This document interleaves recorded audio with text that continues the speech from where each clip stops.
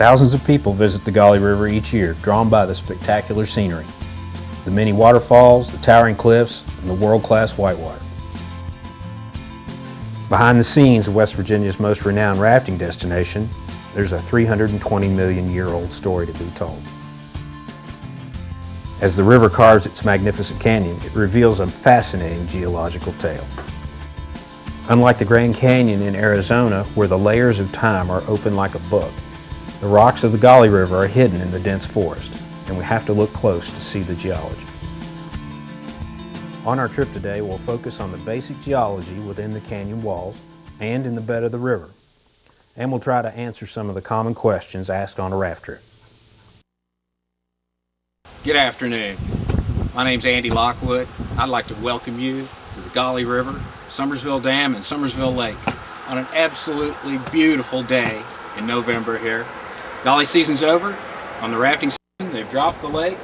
We're going to go stock some trout, courtesy of the West Virginia Professional River Outfitters Association and also the Department of Natural Resources, Corps of Engineers, and we have a helicopter over here. And we're going to fly down the river and drop trout in the river all the way down. And then we're going to take a little geology field trip. I'm a raft guide during the weekends in Gauley season, and I'm also a geologist during the week. So this is going to be a treat for me too.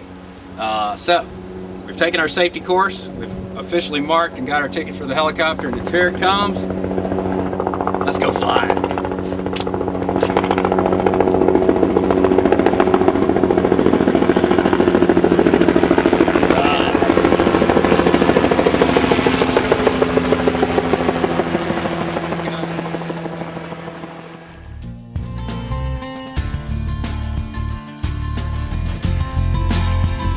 The annual fish stocking is a lot of fun.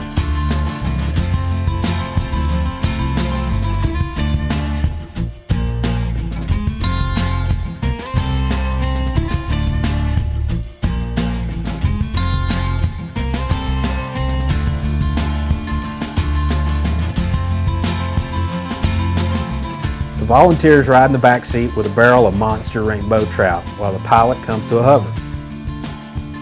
And then they dump their fish in their new home.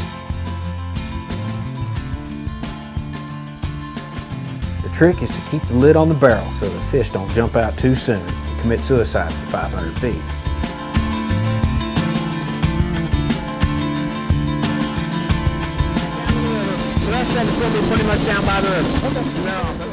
Our pilot today is Chuck Lloyd with Helicopter Services at Charleston, West Virginia.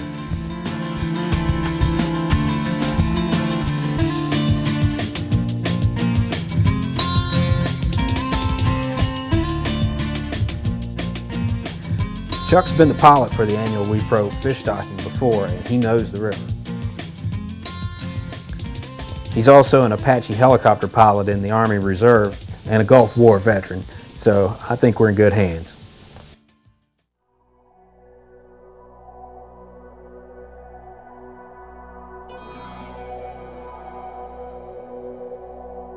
All right, first of all, we need to set the stage and introduce a few players. This might take a minute, so sit back and watch the scenery and listen. This story starts about 320 million years ago during the early Pennsylvanian period when North America was much further south near the equator. The ancestors of today's Appalachian Mountains were located further east and were eroding fast. Many rivers flowed northwest out of these ancient mountains and emptied into a shallow sea that covered most of what is today West Virginia. When these rivers reached the sea, they dropped their sediment in large deltas. Within these deltas were vast tropical swamps. The compressed remains of those forests formed the famous coal beds of West Virginia.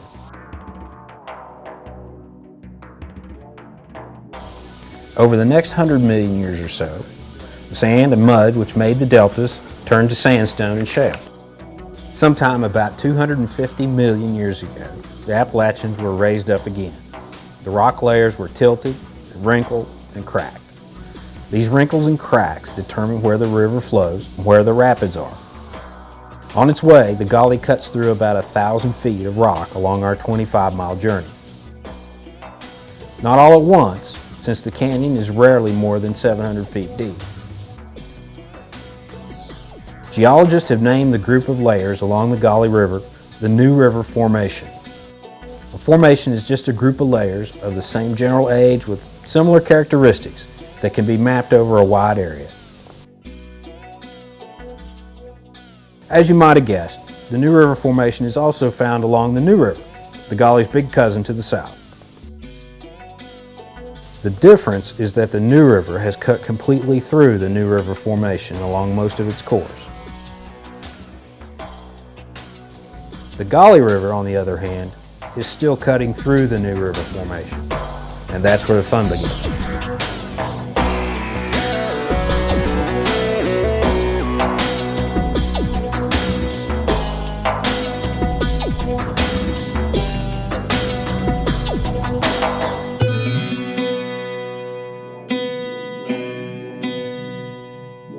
The New River Formation on the Gauley River is made up of 4 basic units.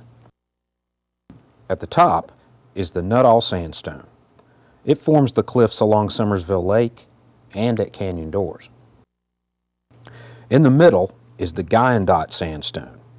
The Guyandotte Sandstone forms Pillow Rock and Lost Paddle. Under the Guyandotte Sandstone is the Sewell Coal Seam. We can't see it. It's under the Gauley River most of the time. When the Sewell Coal Seam is above the river, the Raleigh Sandstone is usually in the river. The Raleigh Sandstone forms Shiprock, Iron Ring, and Sweets Falls on the upper Gauley. And it appears again at Mash, Heaven Help You, and Pure Screaming Hell on the lower Gauley. A useful way to imagine how the rocks lay is this. Imagine a ski slope dropping from east to west at about 40 feet per mile. Within that slope are 2 broad moguls, say about 6 miles apart and each about 3 miles wide. The river flows downhill with the rock from east to west, averaging about 25 feet per mile. But unlike the skier, it cuts through the top of the moguls instead of going over them. Inside these moguls, the river cuts into the Raleigh Sandstone and opens a window into the oldest rocks on our trip, and forming some of the most challenging and famous rapids in America. We're going to start our trip on Summersville Lake near the beautiful town of Summersville, West Virginia. The beautiful cliffs which border the lake are formed by the Nuttall Sandstone, the same layer that forms the cliffs along the lower New River. This layer is at the top of the stack, and it's the youngest.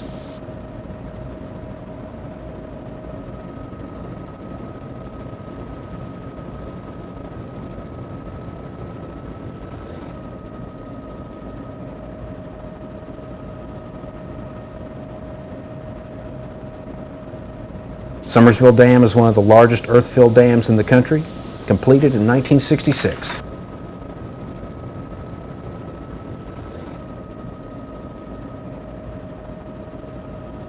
Even though the Gauley River flows generally from east to west, it takes an extremely tortured path. The straight line drawn between the dam at Summersville and the takeout on the lower Gauley at Swiss is 13 miles long.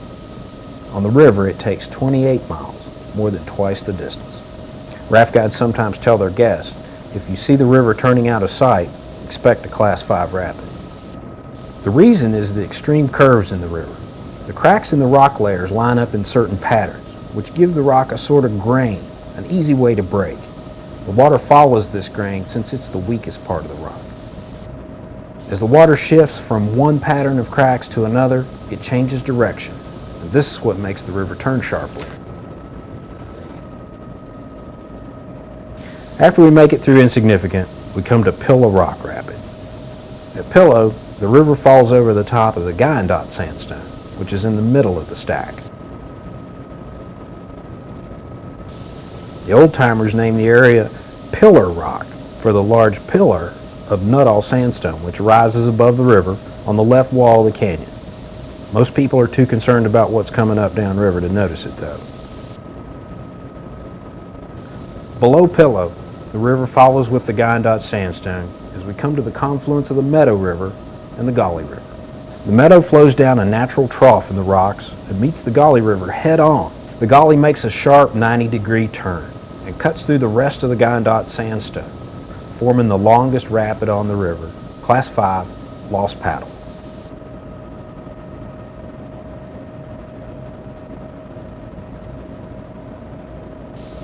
As we look upstream at the fourth drop of Lost Paddle, called Tumblehome, there's a 20-foot cliff of solid rock on river left. At the top of this cliff are potholes left over from when this was the bottom of the river. At some point in history, Lost Paddle may have ended with a 20-foot waterfall.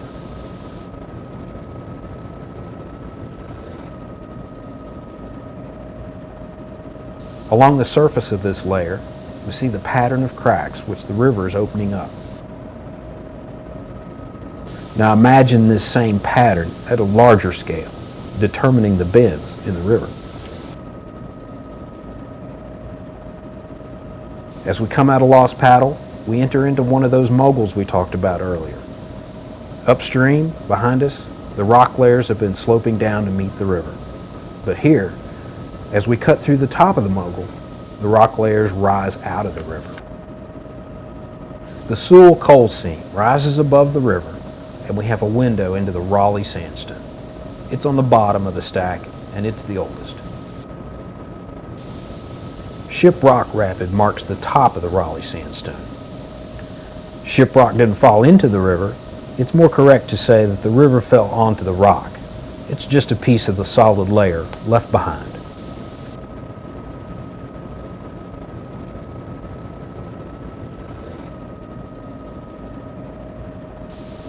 The river turns out of sight again at Iron Ring Rapid, as the river aligns itself to the easiest set of cracks to follow.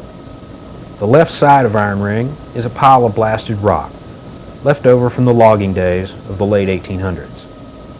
In fact, most of the rapids on the Gauley bear the marks of blasting from loggers trying to clear the channel.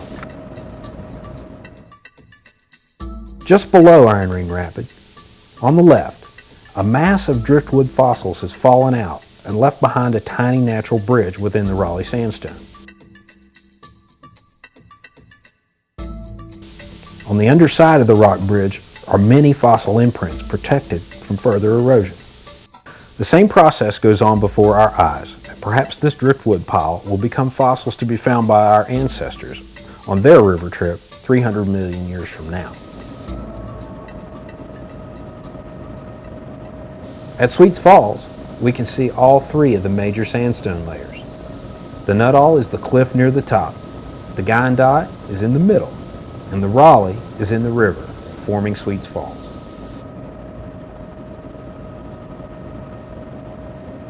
Somewhere around Mason Branch Island, the Sewell coal seam dives back under the river as we pass through the first mogul in the rocks. Koontz Bend is our next stop. Koontz Bend is shaped like a shoe, with the toe at canyon doors. As we turn into Koontz Bend, the rocks slope sharply down the river at about 150 feet per mile. The beautiful Nuttall sandstone cliffs at the top of the canyon are coming down to meet the river, and they form the cliff above Bucklet Creek and Koontz Flume Rapid.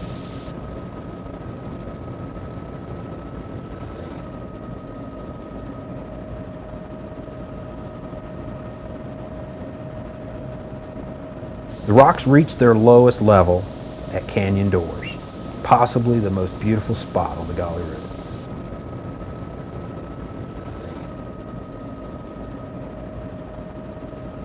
As we come around the tip of Koontz Bend, we reach the low point between the moguls and the rocks. They reverse their slope and come up out of the river just as steeply as they slope down to the river on the other side of the bend.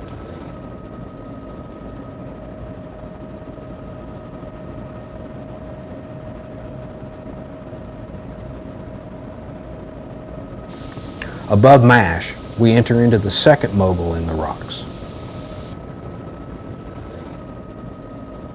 The Sewell coal seam rises out of the river, and the window into the Raleigh sandstone is opened again.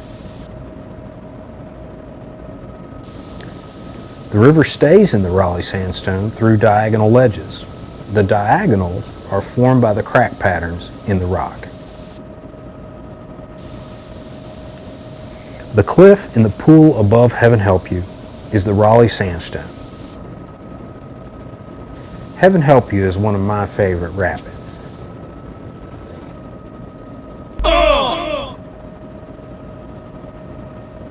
At BFR, which stands for Big Rock, we reach the center of the mogul. BFR is probably the oldest rock in the river, and again, it didn't fall in the river fell on it.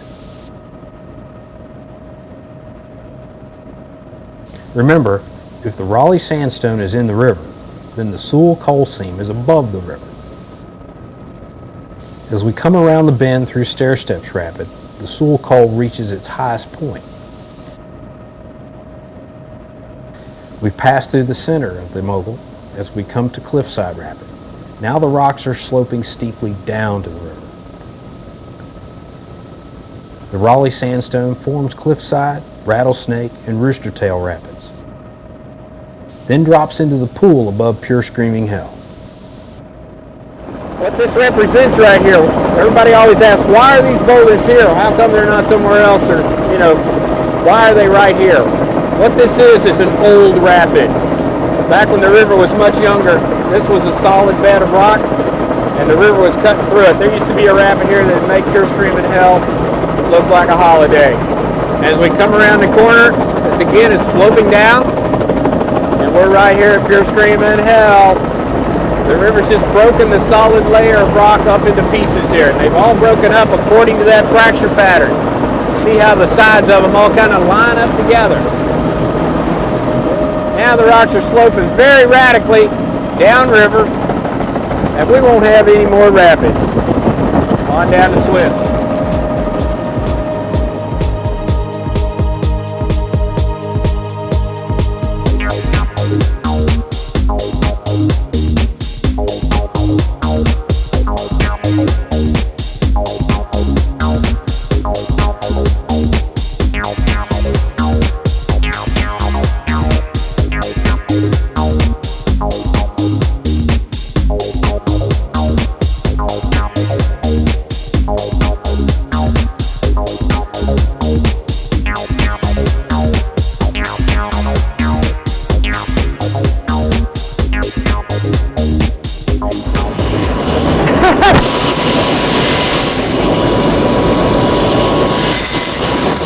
Oh man, that was fun.